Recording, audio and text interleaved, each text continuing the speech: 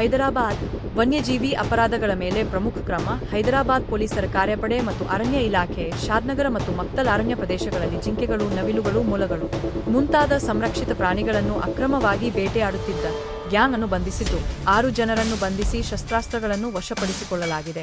ವನ್ಯಜೀವಿ ಅಪರಾಧಗಳ ಮೇಲಿನ ಪ್ರಮುಖ ಕ್ರಮದಲ್ಲಿ ಹೈದರಾಬಾದ್ನ ಕಾರ್ಯಪಡೆ ಗೋಲ್ಕೊಂಡ ವಲಯ ಅರಣ್ಯ ಇಲಾಖೆಯೊಂದಿಗೆ ಶಾದ್ನಗರ ಮತ್ತು ಮಕ್ತಲ್ ಅರಣ್ಯ ಪ್ರದೇಶಗಳಲ್ಲಿ ಸಂರಕ್ಷಿತ ಪ್ರಾಣಿಗಳನ್ನು ಅಕ್ರಮವಾಗಿ ಬೇಟೆಯಾಡುತ್ತಿದ್ದ ಗ್ಯಾಂಗ್ ಅನ್ನು ಬಂಧಿಸಿ ಮಂಗಳವಾರ 6 ಜನರನ್ನು ಬಂಧಿಸಿದೆ.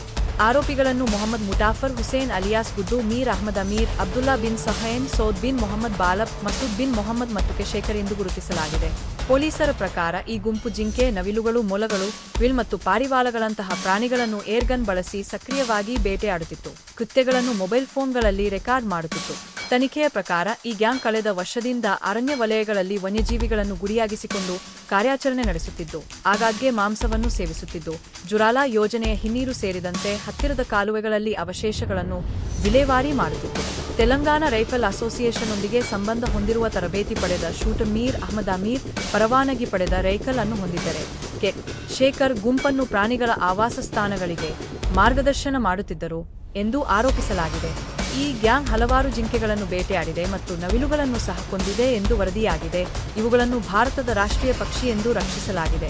ಅಧಿಕಾರಿಗಳು 4 ಏರ್ಗನ್ಗಳು, 20 ಲೈವ್ ಗುಂಡುಗಳನ್ನು ಹೊಂದಿರುವ ಪರವಾನಗಿ ಪಡೆದ ರೈಫಲ್, 1 ಕಾರು, 8 ಮೊಬೈಲ್ ಫೋನ್ಗಳು, ಪೆಲೆಟ್ಗಳು ಮತ್ತು ಬೇಟೆಯ ಪ್ರಕ್ರಿಯೆಯಲ್ಲಿ ಬಳಸಿದ ಚಾಕುವನ್ನು ವಶಪಡಿಸಿಕೊಂಡಿದ್ದಾರೆ. ವನ್ಯಜೀವಿ ಸಂರಕ್ಷಣಾ ಕಾಯ್ದೆ 1972 ರ ವಿವಿಧ ವಿಭಾಗಗಳ ಅಡಿಯಲ್ಲಿ ಪ್ರಕರಣ ದಾಖಲಿಸಲಾಗಿದೆ.